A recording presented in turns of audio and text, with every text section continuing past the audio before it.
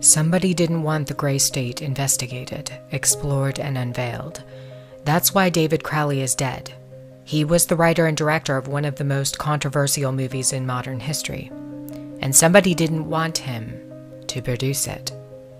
What was so threatening about David Crowley and the Gray State concept?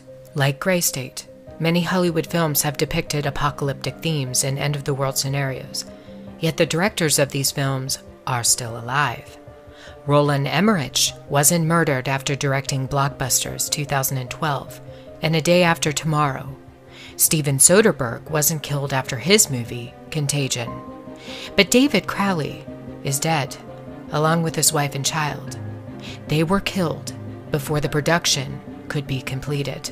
What was so dangerous about Gray State?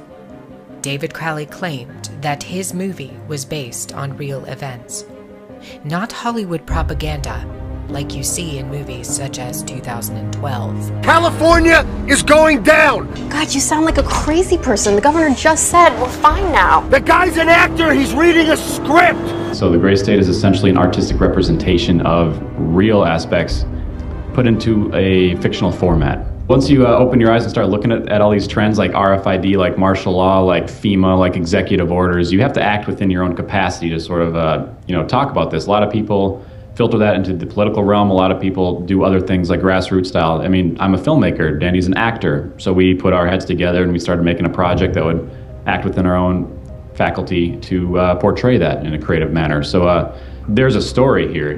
I have to start telling a story. So I was looking for the next film project to work on anyway. I'm like, well, this would be perfect.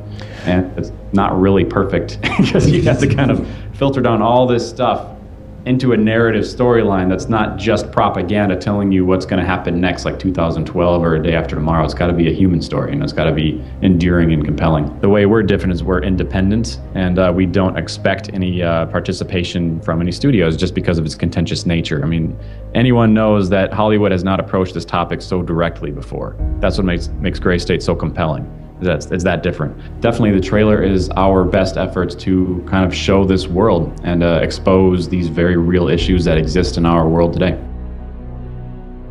David claims that Hollywood has never dealt with topics like RFID, internment camps in America, and detention. Instead, they have produced propaganda in place of real issues. When Hollywood does discuss internment and detention, it's almost always about World War II and the Holocaust. Literally thousands of films have been produced about the Holocaust, and yet one single film that addresses the potential for a Holocaust in the United States is stopped mid-production after its director is murdered. Seems a bit odd, doesn't it? They don't want Americans, Canadians, and other Western countries to know what is coming. And that is a plan to intentionally collapse Western society. If you don't believe me, read the plan that's been in the books for over a century, planned out by the Illuminati and penned by Albert Pike back in the 1800s, in his 3 World War predictions. Gray State was simply too threatening. It revealed too much, not just the obvious points of what could happen with the collapse of a society, things like martial law, food shortages, and a provisional government. It goes beyond this. David knew a secret, and he left it inside of the trailer for Gray State, in plain sight. David Crowley used the Illuminati's favorite game against the notorious Cabal. It's a game they've played with the human race for years. They provide clues about the future to toy with us. They did it with 9/11. They've done it with other major catastrophes. It's called predictive programming. On occasion, though, they get outsmarted at their own game. What was David's hidden message inside the Gray State? And could it be the reason for his death? Perhaps the scariest part of Gray State's conceptual trailer is this character here, who appears to be operating a guillotine. David Crowley was very intentional in this frame of the movie. He added something that I believe he wanted the people to know about. Who is the identity of this executioner? If you look closely, you will see that this terrifying character is wearing something around his waist. It appears to look like an apron. The executioner wears a Freemason apron, complete with the all-seeing eye, the compass, and the 2 pillars.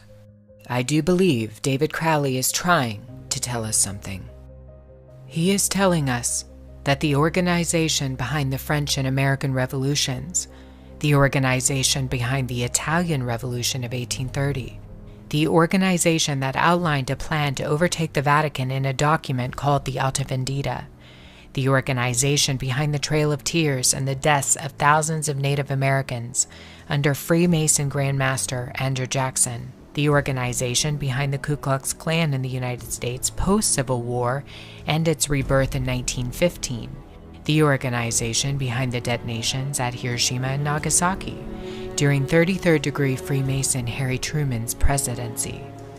These are men with a radical revolutionary agenda throughout the entire world because they worship and follow a radical revolutionary deity. The first to have led a revolt against the Most High Lord. David Crowley knew something, and he was trying to warn the people. The ones behind the FEMA death camps, the guillotines, and the detention of Americans, it's the Freemasons. They're planning a second American Revolution.